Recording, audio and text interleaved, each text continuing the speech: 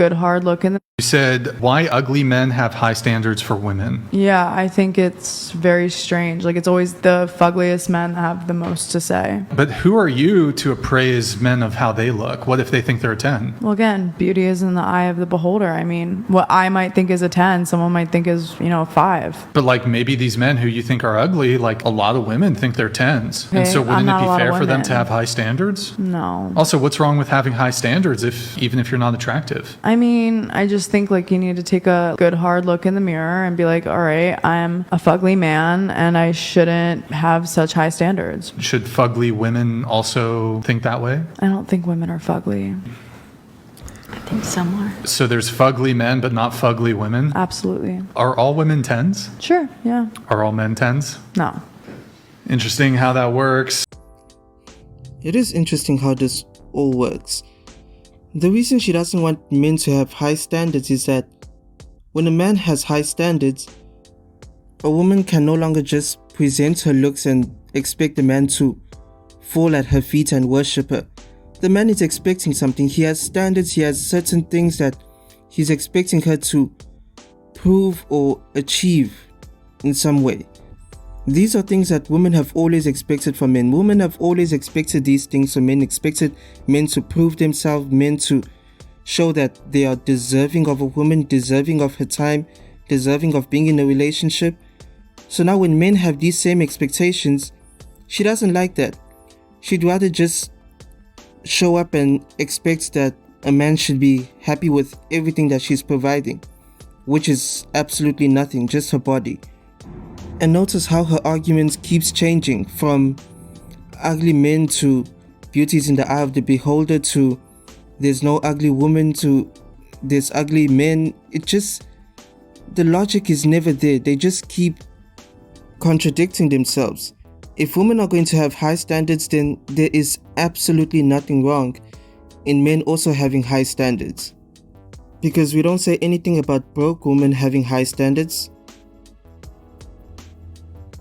3 signs that you're ugly. Number 1, you're bald. If you're bald, you're automatically ugly. All you do is try to hide behind beanies, baseball caps, try to make yourself look better. But in reality, those things aren't doing anything for you. Because guess what? Under that hat, under the beanie, you're still bald. You will forever be bald. How about we stop having high hopes that your hair is going to grow back or you're going to have waves, because you're not.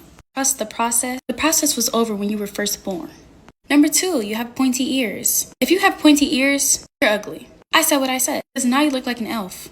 I'm confused here. Your ears trying to point me in what direction to go? Trying to tell me to go left or to go right? Which one? Because I didn't know ears were supposed to tell directions. I thought that was what maps were for.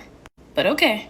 Number 3, you're 5'7". If you're exactly 5'7", nothing below, nothing higher than that, just 5'7", you're ugly. Hate to break it to you, buddy, but you are. You're literally an Oompa Loompa. Tiny, microscopic. I don't even think anybody could pick you up on a microscope. That's how tiny you are. So when you try to comfort people's heights, just take a look at yourself and reflect. You will forever be small, and you have to live with that.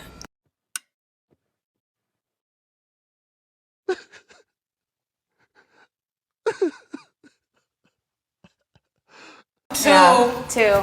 3. Thanks. Well, So this is final? this is final.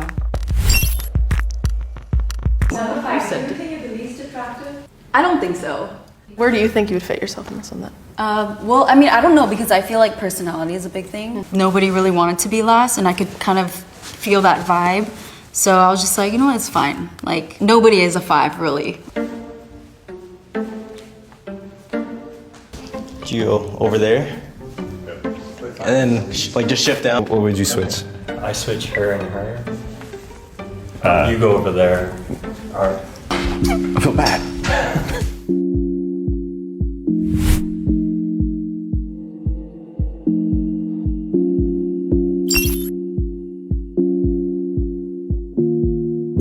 I was surprised at them placing me at the bottom.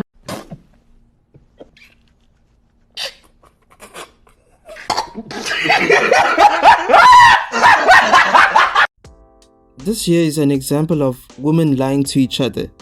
They knew who was the least attractive. They knew what the correct ranking was, but they didn't want to hurt each other's feelings. It's like the previous clip of where the woman said that there's no ugly woman when she knows very well that there are some ugly women. They would rather protect each other's feelings than tell each other the truth. But if you're going to do that, then how are you ever going to improve yourself? How will you ever know whether you need to improve yourself in your weight or your looks or your style or your communication? There's no improvements because they all look at each other and tell each other that you're perfect. If anyone complains about you, then there's an issue with that person. There's nothing that you have to improve. The men got there and they quickly humbled everyone there. And then for the big woman to have the audacity to say that she was surprised that they put her last. This is what happens when you keep on lying to them.